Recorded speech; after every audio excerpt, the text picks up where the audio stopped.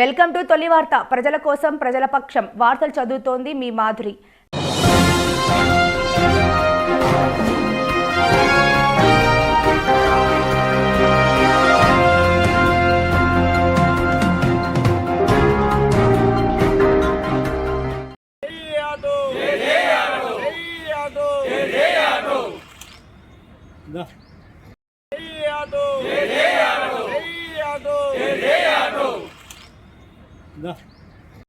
నా పేరు auto Ravikumar.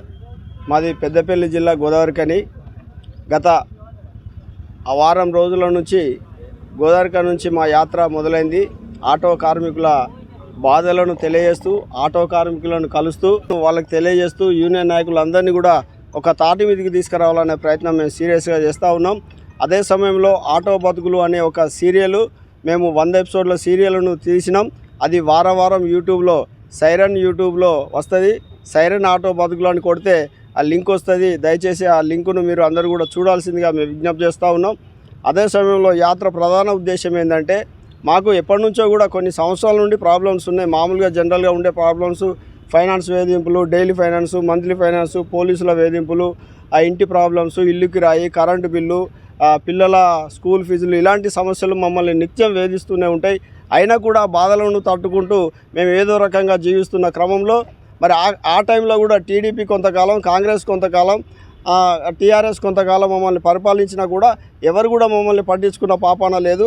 SC, ST, BC, minority వర్గాలకు, అన్ని వర్గాల ప్రజలకు ఏ ప్రభుత్వం వచ్చినా కూడా రాయితీలు, సబ్సిడీలు, ఏ కార్యక్రమాలు అన్నీ ప్రకటిస్తూ ఉంటారు. ఆర్థికపరమైన పెన్షన్లు అవి ఇవి ప్రకటిస్తూ ఉంటారు. కానీ ఆటో కార్మికులకు మాత్రం ఇంతవరకు కూడా ఏ ప్రభుత్వం కూడా ఒక చర్య తీసుకోలేదు. వాళ్ళ కోసం ఆలోచించిన సందర్భం కూడా కనబడతలేదు.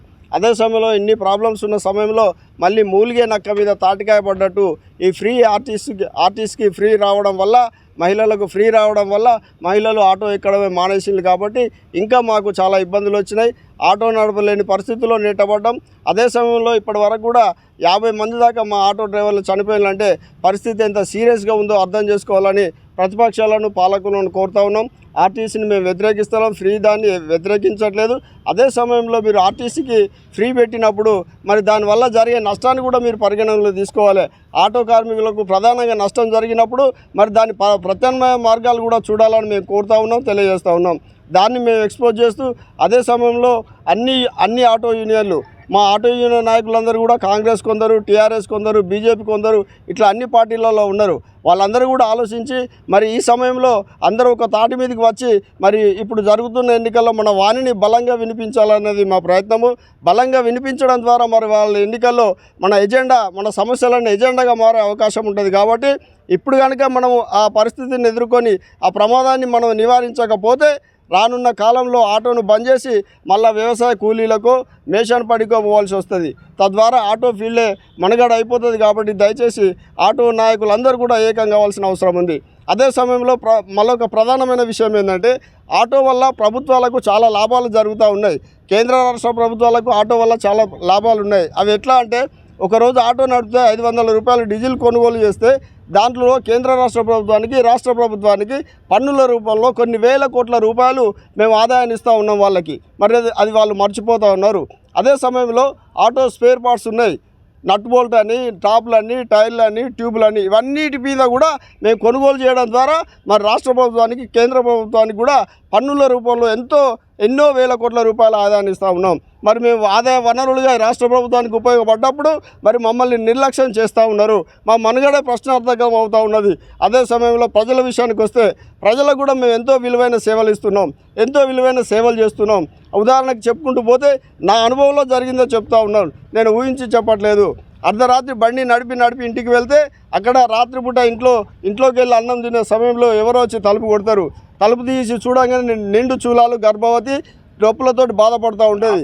అది చూడలేక మేము అప్పటికప్పుడు స్పందించి ఆటోలో తీసుకొని వెళ్తే అక్కడ డాక్టర్ 5 నిమిషాలు అయితే తల్లి బిడ్డ చనిపోవు, మీరు టైంకి తీసుకొచ్చానని చెప్తారు. మేము అవి ఏం పట్టించుకోకుండా వాళ్ళు 100-200 ఇస్తే తీసుకొని వస్తాం. అక్కడ ఎంత సేవనిచ్చినామో ఒకసారి అర్థం చేసుకోవాలి. అదే సమయంలో రోడ్డు మీద యాక్సిడెంట్ అయ్యి రక్తం అడుగులో ఉంటారు. అది ఎవరు కూడా తీసుకుపోరు, ఒక ఆటో మాత్రమే తీసుకెళ్తుంది. అక్కడికి పోయినాక కూడా డాక్టర్ అదే మాట అంటాడు. అంటే మేము ఈ విధంగా ప్రజలకు ఎన్నో సేవలు చేస్తూ ఉన్నాము. ప్రభుత్వాలకు ఎంతో ఆదాయాన్ని ఇస్తూ ఉన్నాము. ఆటో చాలా అవసరం అయిపోయింది. అది ఈరోజు మనుగడ ప్రశ్నార్థకంగా మారే అవకాశం ఉన్నది. కాబట్టి దయచేసి అన్ని ఆటో యూనియన్ల నాయకులందరూ కూడా ఒక తాటి మీదకి రావాలన్నది మేము ఆటో బతుకుల సీరియల్ ద్వారా ప్రయత్నం చేస్తూ ఉన్నాం. ఈ ఎన్నికల్లో మన వాణిని బలంగా వినిపించడం ద్వారా ఆయా రాజకీయ పార్టీలకు మన సమస్యలు ఎజెండాగా మారుతాయని యూనియన్ నాయకులందరూ కూడా ఏకం కావాల్సిన అవసరం ఉందని ఈ సందర్భంగా మేము తెలియజేస్తూ ఉన్నాం. మండల్ హన్వాడ గ్రామం విలేజ్. నా పేరు రాములు. ఆటో నడపబట్టి గత 30 సంవత్సరాలు అవుతున్నది. ఆటో ఇన్ని దినాలకులుగా ఎప్పుడు లేని విధంగా ఈ సమాజంలో ఇప్పుడే మన బస్సు పెట్టడం వల్ల ఆటోలకు పెద్ద నష్టం జరుగుతుంది. మేము గవర్నమెంట్ కూడా తెలియజేయడం ఏంటంటే మాకు బస్సు పెట్టడం వల్ల మాకేం ఇదని కాదు, మాకు కూడా ఆర్థిక సాయం ఏమైనా చేయాలని చెప్పి మేము కూడా అందరినీ గవర్నమెంట్ని మేము కోరేది ఒకటే. మాకు కూడా నెలకు 15,000 రూపాయల లెక్కన లేదా 12,000 ఎంత ఇస్తేనే మాకేమన్నా పుట్టదీవనం గడుస్తుంది. కాబట్టి మేము గవర్నమెంట్ కూడా విజ్ఞప్తి అదే కోరుతున్నాము. మాకు సంవత్సరానికి 12,000 రూపాయలు ఇస్తే మాకు ఎలాంటి ఉపయోగం కాదు. రోజుకు లెక్కలు అయితే 30 రూపాయల లెక్కన పడుతుంది. ఆ 30 రూపాయలు మాకు ఏం ప్రయోజనం కాదు. అందుకే మేము గవర్నమెంట్కి విజ్ఞప్తి ఏం కోరుతున్నాం అంటే నెలకు 12,000 లేకుంటే 15,000 లేకుంటే 15,000 ఆ రూపకంగా మాకు ఇవ్వాలని చెప్పి కోరుతున్నాం గవర్నమెంట్.